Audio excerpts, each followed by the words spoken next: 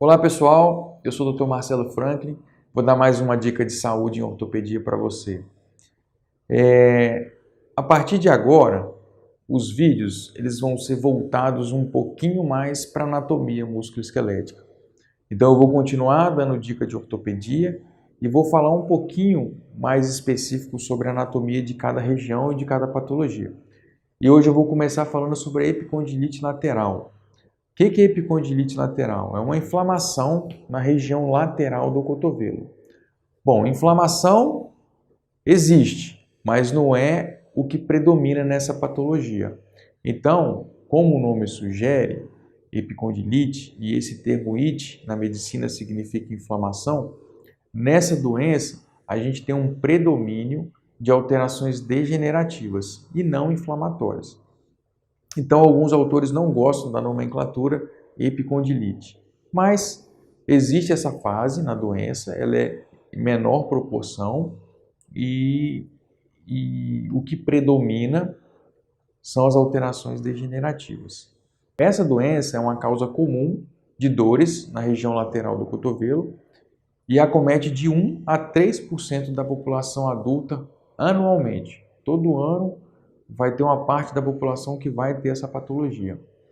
E apesar do nome, a gente chama de epicondilite lateral, ser o mesmo termo de cotovelo de tenista, só 7 a 10% desses pacientes praticam o tênis. Geralmente acomete a quarta e a quinta década, não tem predominância por sexo, acomete a mesma proporção homens e mulheres, e o membro dominante é o mais acometido. Na fisiopatologia da doença, explicando um pouquinho o que acontece, existe um músculo na região lateral do cotovelo que se origina no epicôndilo lateral, que chama extensor radial curto do carpo. Mas no finalzinho do vídeo eu vou mostrar aqui como é que ele está disposto.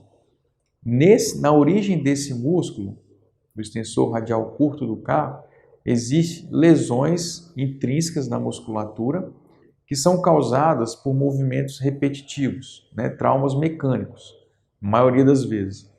E muito comum em trabalhadores que fazem movimentos repetitivos do punho e dos dedos, como digitadores, como carpinteiros, lavadeiras, pedreiros. Então é uma doença bem comum nessa população, nesses trabalhadores. Como é que se apresenta? Ela surge como uma dor lateral no cotovelo e é exacerbada pelos movimentos de extensão do punho e dos dedos. Então, se você tem um paciente que tem no histórico dele, trabalha com movimentos excessivos do punho ou dos dedos, está com a dor lateral e que se exacerba com o movimento do punho e dos dedos, ele pode estar diante de uma epicondilite lateral ou cotovelo de tenista. Existem alguns testes que a gente faz em consultório que vão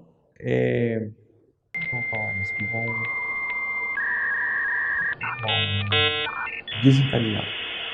Existem alguns testes que a gente faz no consultório que vão desencadear essa dor lateral no cotovelo. Um deles é o teste de Cosing, onde você deixa o cotovelo do paciente fletido a 90 graus e o punho vai fazer uma extensão contra a resistência. Você vai segurar e pede o paciente para estender o punho. Quando ele faz esse movimento, dói lá no epicôndilo lateral.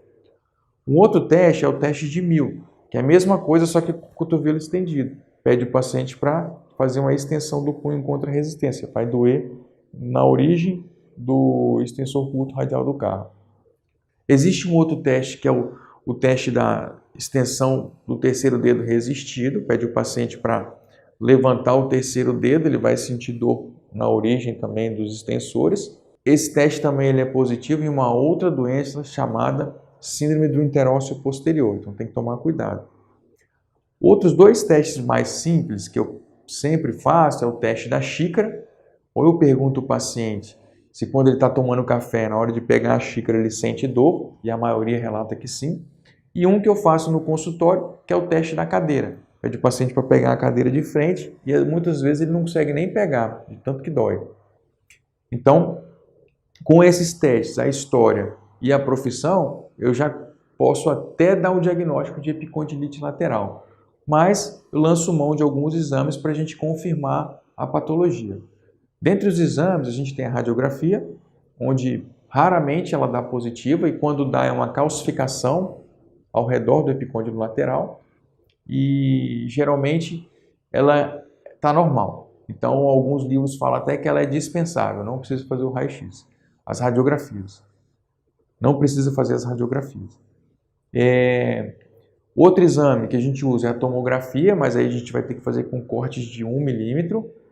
Um outro exame é a ultrassonografia, que é o que eu mais uso no dia a dia, onde você consegue visualizar as partes moles da região lateral aqui ou da região próxima do epicôndilo lateral. E o exame padrão ouro, que é a ressonância nuclear magnética, onde a gente vai ver o padrão da lesão das fibras musculares e a gente pode enxergar também patologias associadas ou outras causas de dor na região lateral do cotovelo, como lesão da cartilagem do capitelo, lesão da cartilagem da cabeça do rádio, lesão ligamentar, entre outras. Feito o diagnóstico, a gente pode tratar essa doença de duas maneiras. A primeira delas, que é a mais comum e a maioria dos pacientes melhora, é o tratamento clínico ou não cirúrgico. O tratamento clínico ele consiste em repouso, seja ele trabalhador, braçal ou tenista, tem que ficar de repouso. Além do repouso, a gente faz a fisioterapia e a gente sempre trabalha junto com o fisioterapeuta, a gente tem um protocolo para epicondilite lateral e a gente faz aquele protocolo toda semana durante 8 semanas. Geralmente o paciente melhora.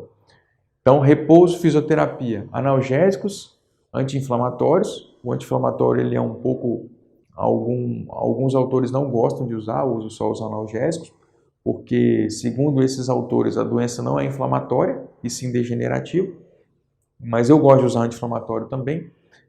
Podemos fazer aplicação de corticoide, se nada disso resolver. Tem suas complicações, mas eu já fiz e alguns pacientes relatam melhora. E eu gosto muito de usar um tensor também, que é uma fita para diminuir a tensão na origem dos extensores. Então a gente coloca lá de 3 a 4 centímetros do epicôndilo lateral e eu aperto a fita aqui para diminuir essa tensão sobre a estrutura óssea. Nada disso melhorou, aí a gente parte para o tratamento cirúrgico, que pode ser feito de duas maneiras. Artroscópico e aberto. O objetivo é desinserir a musculatura do epicôndilo lateral e cruentizá-lo para que chegue sangue nele e possa cicatrizar a lesão. Na prevenção, eu vou falar sobre duas categorias de pacientes, os trabalhadores manuais e os tenistas. Nos trabalhadores manuais, a principal forma de prevenir é postura adequada no trabalho. Então, além de postura de coluna, de altura de monitor, se você tem computador, se você usa muito teclado, a gente tem que estar com os antebraços apoiados, ter um apoio para o teclado, ter um apoio para o mouse, e eu gosto de prescrever um mouse 45 graus, que é um mouse específico, e diminui as dores por ele estar nessa posição. Geralmente o mouse a gente fica com a mão totalmente pronada, né, com o antebraço rodado para baixo. Nesse mouse específico de 45 graus, a mão fica mais relaxada lá na orelha, o antebraço fica mais relaxado. Isso previne dores. Além de toda essa ergonomia no trabalho, eu prescrevo pausas intermitentes no trabalho. Se você ficar o dia inteiro naquela posição, a musculatura vai sofrer. Não só o cotovelo, mas ombros, coluna, pescoço, tudo vai sofrer. Então as pausas elas são necessárias, né? Eu costumo dizer que de 40 em 40 minutos o paciente tem que levantar, fazer as pausas, fazer alongamento da musculatura. Na prevenção, nos atletas de tênis, seja ele amador ou profissional,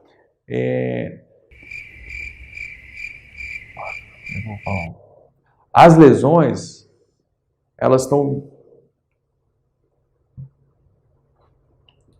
Fugiu a palavra. As lesões estão associadas. Nos atletas de tênis, sejam eles amadores ou profissionais, as lesões estão associadas, na maioria das vezes, com o movimento de backhand, né? Então você tem que melhorar seu gesto esportivo. E existe orientações para ser usada no atleta e para ser usada na raquete. Então, como é que a gente vai dividir isso? Então, melhorar o movimento de backhand. Como? Faz ele com as duas mãos. Então, isso diminui a chance de lesar o epicôndilo lateral. Uma outra informação importante é que o cotovelo ele nunca pode estar à frente do punho na hora da batida. Na hora que você for fazer o backhand, ele nunca pode estar à frente, então ele tem que sempre estar atrás, ou no mesmo nível. Isso também diminui a chance de lesão. O ritmo e a frequência dos treinos não pode passar de 4 vezes por semana. Isso, se você jogar mais do que isso, essa frequência já está provado que aumenta a chance de lesão da musculatura, até por causas óbvias, né? Agora, na raquete, a gente tem umas características interessantes que a empunhadura ela tem referência nas lesões do epicôndilo lateral. Então, qual que é o melhor diâmetro da empunhadura? Você vê muita gente, principalmente amador, jogando um com a raquete do outro. Não é legal e pode fazer com que haja uma lesão do epicôndilo, fazer uma epicondilite lateral. A melhor distância seria, você pega esse quarto dedo, aí nessa primeira prega palmar, você marca ela, pega a borda radial do dedo e mede até a ponta do dedo. Essa distância é o diâmetro que você tem que ter na empunhadura da raquete. Então, nada de ficar pegando raquete emprestada, tenha a sua raquete para impedir essas lesões. Uma outra causa importante e que a gente tem que observar, e aí gira em torno do gesto esportivo também, é tentar fazer os ataques com a bola no centro da raquete, para que ela vibre menos. Então, tentar, né? Eu não sei como é que é jogar tênis, mas não deve ser muito fácil. Tentar fazer as batidas nas laterais da raquete. O número de cordas também. Quanto maior o número de cordas, menor a chance de lesionar. Então, essas são as características para quem joga tênis, para prevenção. E agora a gente vai falar um pouquinho sobre a anatomia específica do cotovelo. Como é que está disposto a musculatura e qual que é o músculo mais acometido que eu já falei, né? Então aqui, ó, tem um aqui a gente tem um desenho esquemático do cotovelo e eu costumo dividir o antebraço em 3 compartimentos, que é um pouco diferente da literatura convencional, que só divide em 2, anterior e posterior. Então esse aqui seria a frente e esse aqui seria atrás. A gente divide um compartimento lateral. E esse compartimento lateral, eu subdivido ele em 4 camadas. 1, 2, 3, 4. Com um músculo em cada camada. O primeiro músculo seria o bráquio radial, que é esse aqui, ó. Abaixo dele, a gente tem o extensor longo radial do carpo, que é esse aqui. E na terceira camada, a gente tem o extensor curto radial do carpo, que é o músculo mais acometido nessa patologia. Abaixo dele a gente tem o supinador, que é o músculo mais profundo e faz esse movimento de supinação. Esse aqui é o anconeu, que é um músculo mais posterior, né, na camada mais superficial, que aqui estaria nessa camada aqui. Então, o músculo mais acometido é o extensor curto radial do carpo. Pode acometer também outros músculos, o extensor dos dedos, que também tem origem no epicôndilo lateral, mas o mais comum é o extensor curto radial do carpo. Isso é até questão de prova de ortopedia, cai nas provas de título de especialista. Então, só um pouquinho da anatomia para a gente relembrar, ou para quem nunca viu, para entender como funciona, que a gente tem vários músculos aqui na região do cotovelo, e assim fica mais fácil de você entender como que funciona a epicondilite lateral. Beleza? Se você gostou, deixa seu like. Se acha que mais pessoas vão se beneficiar vendo e ouvindo esse vídeo, compartilha. E se inscreva no nosso canal, que a gente vai sempre estar postando alguma coisa legal de parte clínica com anatomia junto. Tá legal? Hoje a gente vai ficando por aqui. Um abraço.